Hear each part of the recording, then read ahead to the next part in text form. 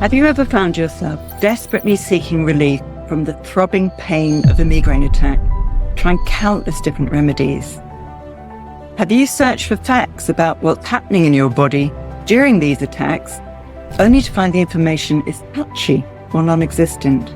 This is why I've created the session Migraine from Haze to Hope, just for you. I'm Professor Anne MacGregor, and I'm a specialist in headache and women's health at the Centre for Reproductive Medicine at St Bartholomew's Hospital in London, UK.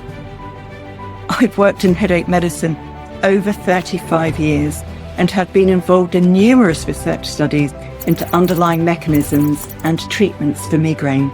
Now, I believe that a key element in effectively managing and reducing the occurrence of migraine is understanding the nature of the condition and the physiological processes that take place within our bodies when we have an attack. In the first part of this session, we will embark on a journey to unravel the mysteries surrounding migraine. We will explore what migraine is, triggers attacks, and also delve into the fascinating intricacies of the painful process that occurs within our bodies. But understanding is not enough in itself. In the second part of the session, my focus shifts to practical and empowering approaches. Together, we will explore a wealth of strategies designed to mitigate the occurrence of migraine attacks and alleviate the symptoms when an attack strikes. I'll share various treatment options, lifestyle modifications, and coping strategies that can all make a significant difference in helping you to manage this condition. My goal is to empower you with actionable solutions that will enhance your ability to manage this disabling condition effectively and regain control over migraine, ultimately leading to improved overall well-being. So, join me in this enlightening session as we move from the haze of uncertainty to the hope of finding relief and regaining control over our lives.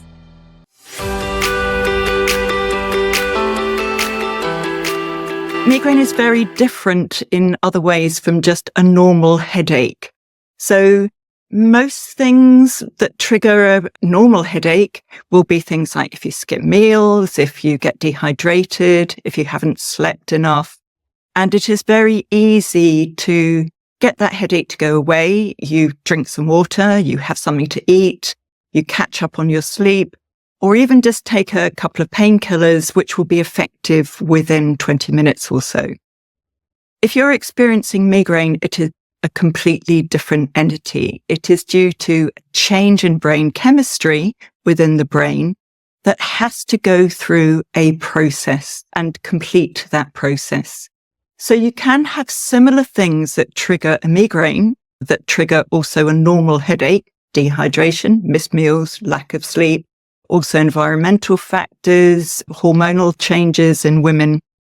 But the difference from a normal headache is that trigger goes, you might eat something, you might catch up with your sleep, but the chemical change of a migraine, once started, has to complete. I'm Professor Anne MacGregor, and I work in London, UK, as a specialist in headache and women's health. And I've worked in the headache field for over 35 years now.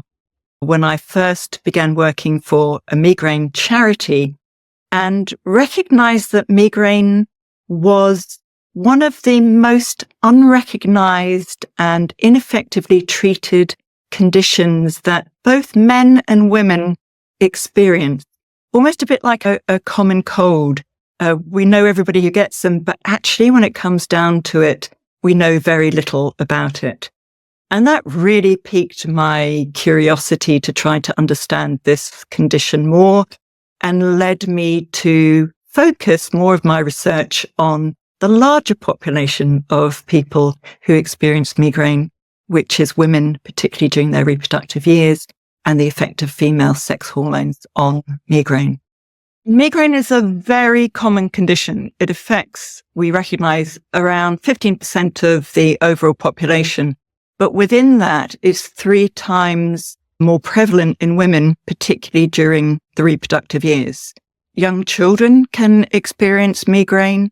Elderly people can experience migraine, but the bulk of migraine is affecting people between their mid-teens, early 20s, through till around the age of 55, 60, following which it tends to dissipate. But it can be very frightening when people experience their first migraine.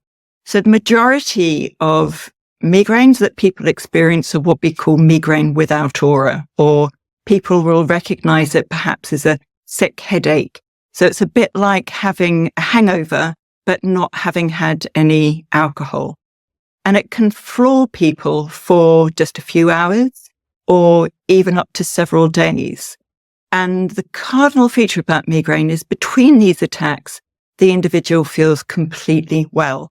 So many of them don't seek help for their migraine because they always think they're never going to have another attack. And often they leave it too late, either not recognizing that it's a migraine or just thinking that it'll not come back again when they could actually seek help and find much more effective ways to manage it. What people will experience in the early stages of a migraine, they may just feel very tired, they may yawn a lot, they may feel on top of the world, they may feel very low, they may get craving for carbohydrates, they may get a very stiff neck and actually not appreciate that the headache that follows has actually, the chemical process has already started with those early symptoms, which often get muddled as triggers. So the other features about migraine is it's more than just a headache in the sense of you might feel very sick with them, light bothers you, sound bothers you, and sometimes those features can be more of a problem than the actual headache itself. So the headache may not even be a major feature. It's just this collection of feeling completely washed out, drained, like somebody has pulled the plug out of the electricity and you just can't function. And in the more severe forms, you may have to lie down in a darkened room, try to sleep. Sometimes the pain will stop you sleeping. Painkillers often don't work. You may need specific medication for the migraines, but ultimately they will end of their own accord. You'll feel washed out for a day or so after, perhaps, and go back to feeling completely normal. So that's what you feel when you have a migraine attack. So while we think about migraine as being something that happens in the brain, it is actually something that affects the entire body. So serotonin, the chemical that's released right at the very start of a migraine attack, 90% of it is actually in the gut. About 10% is in the blood and about 1% is in the brain. So it's not surprising as a consequence of that the gut is very much affected during migraine. And it literally just shuts down and doesn't want to function during the process of the migraine attack. And as a consequence of that, it means that if you take any medication too late, it is just going to sit in the stomach and not act, not get to where it needs to work. And that's why many people will find that if they take the same medication on two different attacks, one time it may work, next time it may not work. The reason being is that the time it doesn't work, it's probably that they've just missed the boat. The gut is shut down and the medication isn't able to do its job.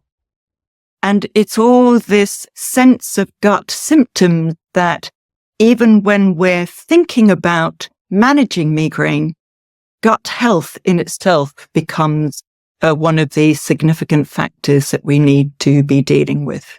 So while the headache and associated nausea, vomiting, sensitivity to light and sound appear to be the main features that people recognize as a migraine, all these processes leading up to that have been going on for a good couple of days before the headache actually starts. And we can really divide migraine into two main different types. Migraine without aura, which is essentially the main symptoms being the headache and associated symptoms, preceded by what we call premonitory symptoms, and migraine with aura, which stuck between the premonitory symptoms and the headache, is a very specific neurological phase that lasts under an hour and typically resolves before the onset of the headache. Within the small percentage of people who experience aura, which is roughly about 30% of attacks, and about 1% of people will experience aura just on its own without any subsequent headache, the typical symptoms that they will experience is a quite vivid visual aura that will typically start as a sort of little spot, if you like, within their field of vision, a little blank spot that they're thinking, oh, can't quite see in that bit there on the page that they're looking at. Or so if you start looking at a book, you'll find there's a little bit of the words missing. And that will gradually spread, often white or blank area, surrounded by often zigzag lines, so bright zigzaggy lines that will spread across the field of vision in the shape of a C or a reversed C, depending on which way it's moving. And it moves across the field of vision at a rate of about 3 millimeters per minute, which is mirroring what is happening within the visual cortex in the brain, which is where the migraine aura is generated from. So just like the migraine headache, the migraine aura is a change in brain chemistry.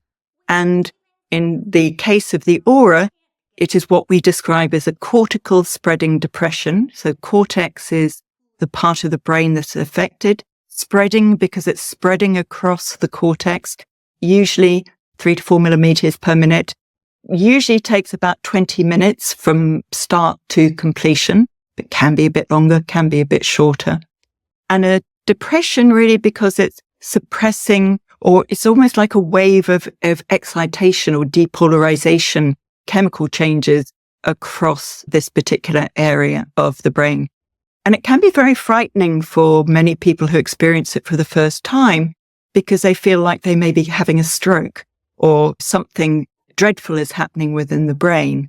But just like the migraine headache, it is much more dramatic than the reality of what happens. It doesn't cause you any long-term problems in itself, but it does appear to be more common in people who have risk factors for ischemic stroke. So you can see aura as a marker for ischemic stroke, which means that we need to look more carefully at the individual, check for their stroke risk factors, check for high cholesterol, blood pressure, obesity, diabetes, and monitor those factors. The aura itself is not a cause of stroke. It's just a marker of an individual at potentially higher risk. So over time, we often see that around puberty, people may experience their first or early migraine attacks with aura. And particularly in women, the aura will often disappear for the majority of their attacks during their reproductive years. And it may resurface again in later life. As we become elderly people, the relative prevalence of aura is larger. We tend to lose the headache and we are more likely to continue to experience aura, although overall, migraine tends to become less prevalent in later life. Now, even before an aura, if it's going to occur, so before the headache, we experience these premonitory symptoms that all emanate from an organ within our brain called the hypothalamus. So the hypothalamus is the area that really sets off the whole process of the migraine, if you like. It's where things are beginning within a migraine attack. And it is where we get these symptoms of feeling extreme fatigue, of yawning a lot, of just these general sense of something isn't right, a super sensitivity to light, to sound, to smell. And this is meant that before we recognized that the attack had already started, it is very easy to think that these things, like if you are suddenly much more sensitive to the smell of petrol, if you are suddenly much more sensitive to the smell of perfume, if you go into a department store and somebody starts spraying them at you, or if you have a very stiff neck, or if you're suddenly getting the desire to eat lots of chocolate because you've got a craving for something really sweet, the outcome of that is you will think that the chocolate triggers migraine because you've eaten the chocolate and then the next day you get a headache. Similarly, a strong smell has triggered off a migraine, that the neck stiffness has triggered off a migraine, and therefore you need to go and see a physiotherapist.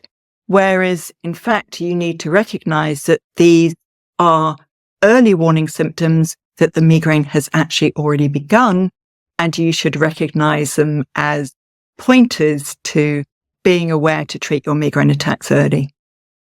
So the next question many people ask is, what's actually happening inside my brain? Because it feels like my brain is going to explode. But in reality, the changes are very minor. So the pain is caused by the blood vessels on the surface of the brain dilating.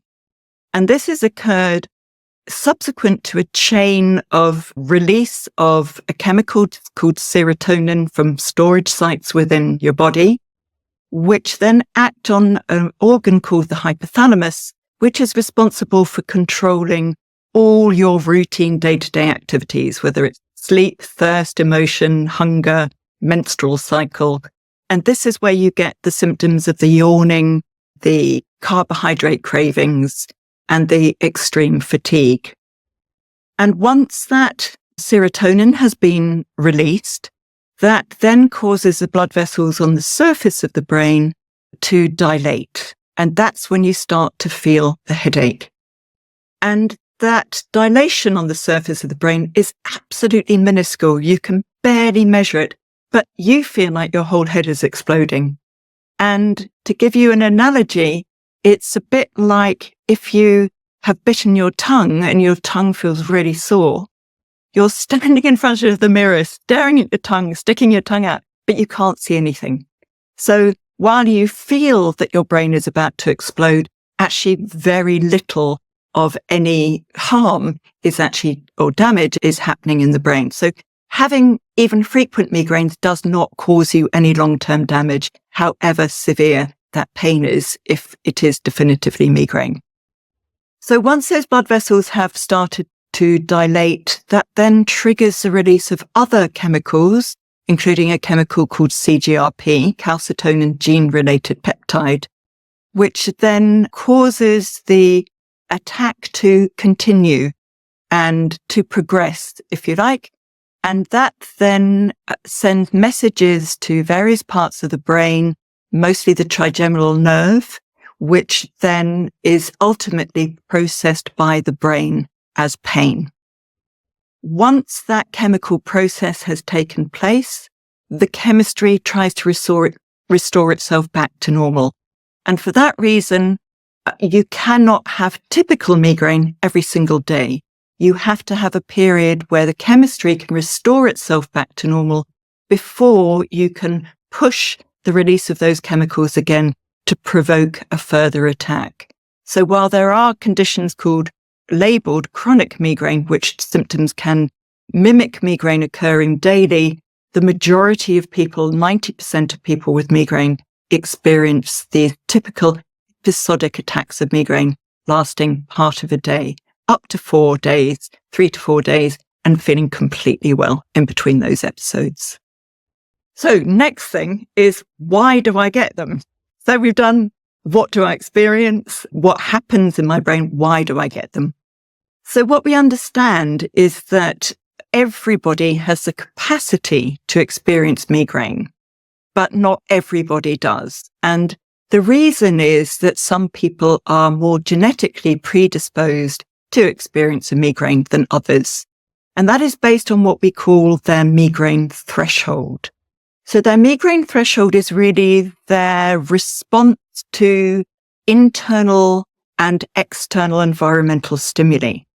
So people who are more prone to migraine are less able to filter out environmental or internal stimuli that don't matter to them. They will tend to process everything that the world throws at them.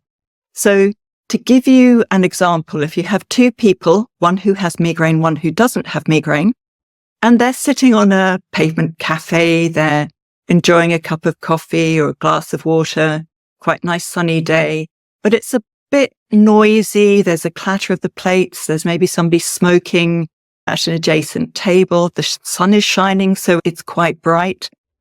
And the person who has migraine is a little bit aware of all of these noises that are going on around, but not particularly troublesome at that moment in time. Then the roadworks start. So you get some workmen coming along and they start to drill at the bottom of the street. So the person who has migraine will constantly be annoyed by the sound. They're unable to filter out all of these stimuli that their brain is trying to process. Meanwhile, the person who doesn't have migraine will have heard the sound of that drilling, but then it disappears. They're not conscious of it anymore. And indeed, they'll probably only notice it again when the sound actually stops. So their brain is capable of filtering out what it doesn't need to be bothered by. They are very good at adapting to what is not a threat or potential threat to the body or the brain. Whereas the person with migraine doesn't have that good filtering out process.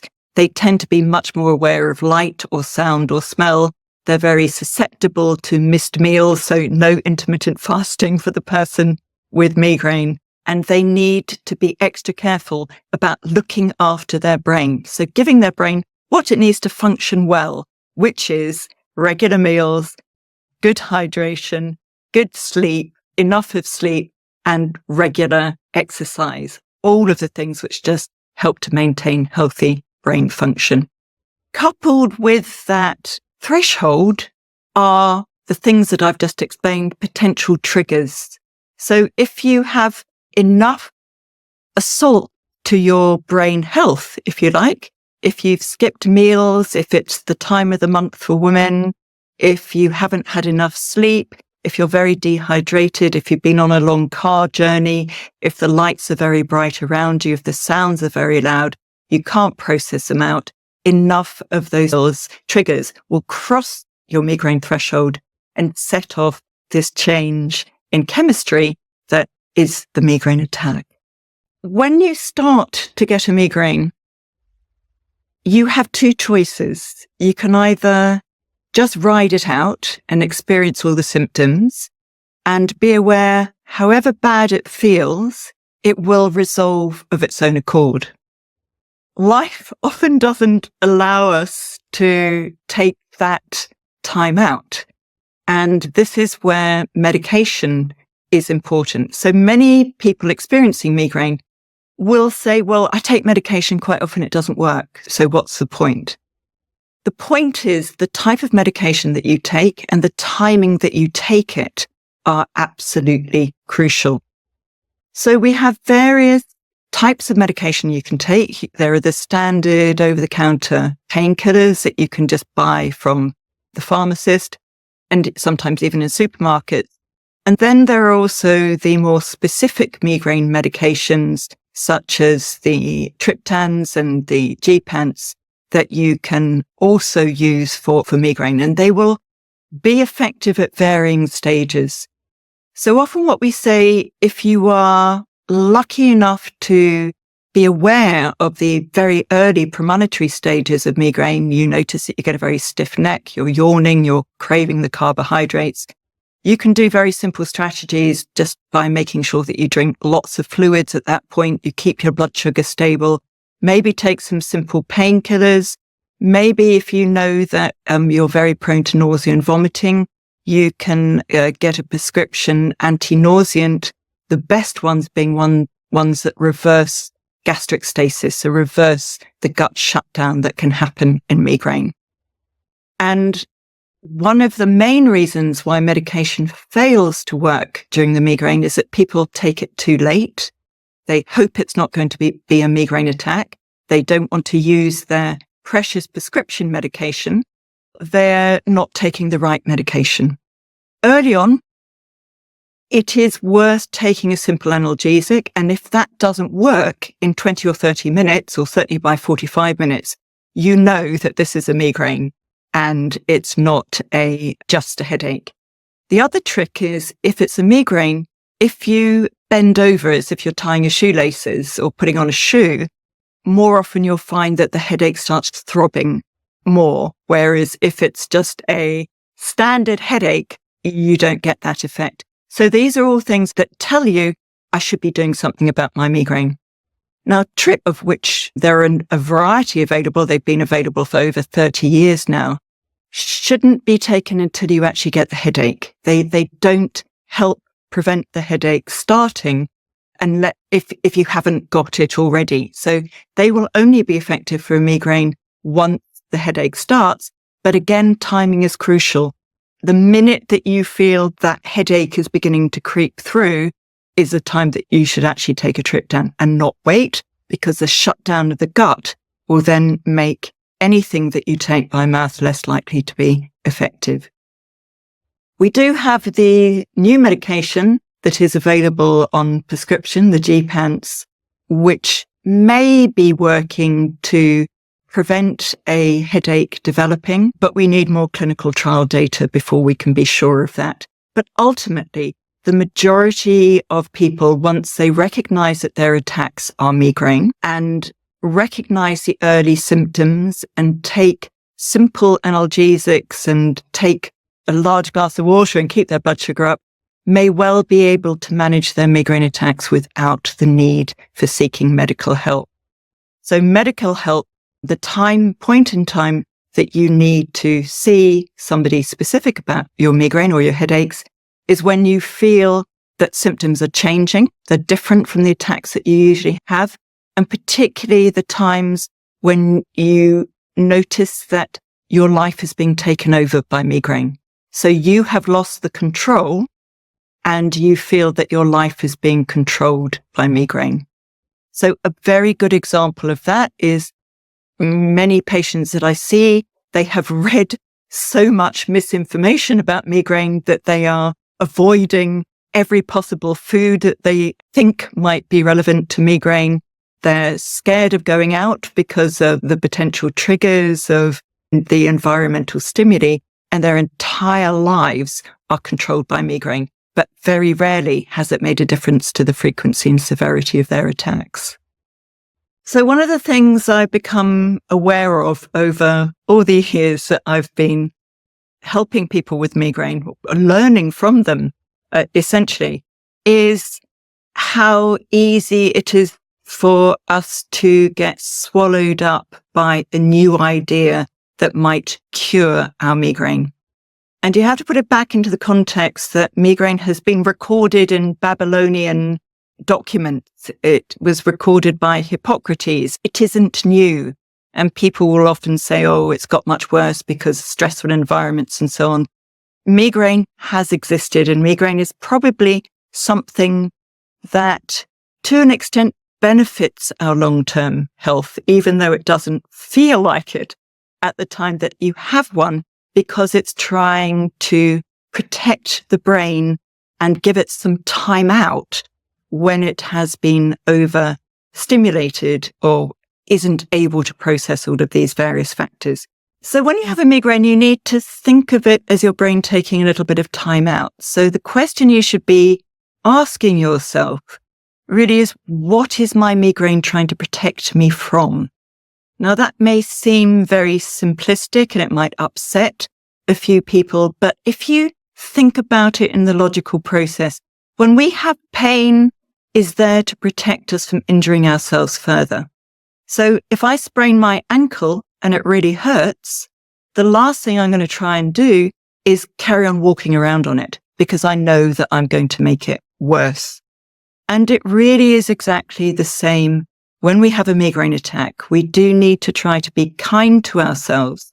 There is the sense of, I need to take a medication so that I can quickly get back to work or carry on with what I need to do. And there may well be situations that is the right thing to do. You can't leave your kids at the school gates, for example. You've got to go and pick them up. You've got a flight to catch. You've got to be functioning to do that. We are fortunate that there is medication to enable us to do that. But that is at the cost of then sometimes prolonging the actual attack in itself, because we are then often putting ourselves back into the same situation that was giving us the migraine in the first place. Provided you understand that, it gives you the choice. So if the migraine comes back again, that is why. So within all of this, there is also the fact that in any treatment that's given to anybody for migraine, just being given a treatment will improve that migraine. And it might be a dummy treatment, a placebo effect. The placebo is extremely powerful. We should not underrate the effects of this. But it has meant that within any of the clinical trials of looking at migraine medication over the years, we do always need for migraine trials to add in a dummy treatment to compare, because in some cases, the placebo effect can be as great as 50%, which means placebo is a very powerful and very effective migraine treatment. But that has also meant that we can be fooled into treatments that are totally placebo. I've seen people who have been told that if they put a horseshoe every day at the bottom of the garden, or they do some particular ritual, that is likely to make them have fewer migraine attacks. I've seen people being sold treatments that will change their brain waves by magnetism that is going to cure their migraines. And the first thing to say, as soon as anybody says this treatment is going to cure your migraine, you know that you are being taken for a ride, because nothing cures migraine. You might be able to control the symptoms for a bit. Things like sticking your feet in a bucket of cold water or even warm water. These will act as a distraction. So we know that if you create a stimuli to a different part of the body for any type of pain, it will distract you from the other type of pain that you're experiencing. So you will be aware of, perhaps your mother told you that if you had a pain somewhere, if you rub your arm instead, that actually that will distract you from the other pain that you're experiencing. So be wary of some of the things that you read on social media. They may be working, but not by any scientific method. It's far more likely just to be the placebo effect. Provided it's doing you no harm, that's absolutely fine. And if it works for you, there's no problem. But most of the time, they won't work in the longer term. That placebo effect will wear off pretty quickly. The other big myth that happened, the biggest myths related to migraine, is probably dietary. So from some very small clinical trials that were done back in the 80s, where capsules containing tyramine and capsules containing of placebo were sent out in the post to a group of people belonging to a migraine association, who then completed a questionnaire that was sent back and the data were collated, led to the concern that foods containing tyramine might be migraine triggers. And you will read it everywhere. If you have migraine, undoubtedly people will have told you that you shouldn't eat cheese, you shouldn't eat chocolate, you should avoid red wine, you should do this, you should do that with respect to diet. None of that is true for the majority of people with migraine. If you have a dietary sensitivity, you will know about it already. You will know from experience that if you eat tomatoes, within half an hour or so, you will have a migraine headache. You will know that if you sip a certain type of wine or beer, that sets off your headache, but you might be able to drink other ones without a problem. So you shouldn't have to be hunting for a dietary trigger. The time that dietary triggers may be relevant is when people have another medical problem that migraine becomes a symptom of. So people who have histamine sensitivity or gluten intolerance, they have other problems as well. they're not well in between the attacks. So migraine isn't the pure episodic well between attacks. If you are well between attacks, the only time you need to consider diet is not going too long without eating. So it is very important to think, what does my brain need to function? It needs energy, and it needs energy from the food that you eat. So you would never climb into your car that didn't have any petrol in the tank and expect that you are going to be able to drive it, that it's going to move. And yet sometimes we expect that our brain is going to function if we don't give it the energy or the hydration that it needs. Again, the thoughts are, what does my brain need to function normally? And that usually enables you to recognize what is right and what is rubbish about some of the myths and misconceptions about migraine.